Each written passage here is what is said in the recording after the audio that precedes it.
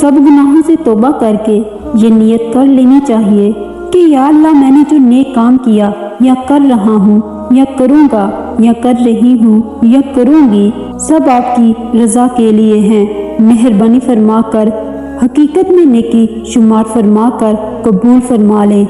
और या अल्लाह, जो मैंने जायज़ काम किया है या कर रहा हूँ या कर रही हूँ या करूँगा या करूँगी, वो सब आपकी रज़ा और इबादत की तैयारी के लिए हैं। मेहरबानी फरमा कर इन जायज़ कामों को भी अच्छी नीयत की वजह से नेक कामों में शुमार फरमा कर कबूल फरमाए।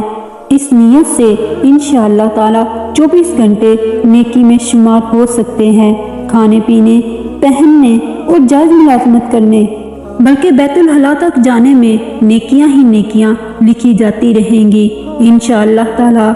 इसलिए कि जायज़ काम को अच्छी नीयत करके नेक काम बनाया जा सकता है और नेक काम में भी ताज़ा खालिस नीयत करते रहना चाहिए।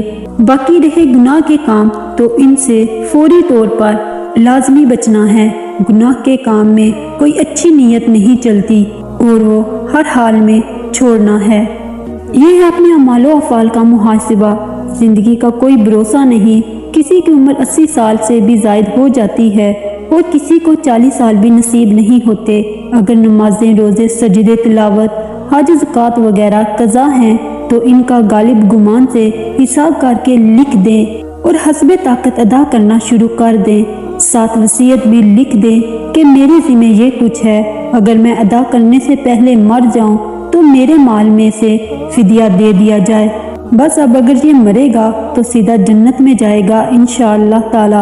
अल्लाह ताला हमें ज़िंदगी की कदर करने और अमाले सालिहा का ज़हीरा करने की तौफीक दे।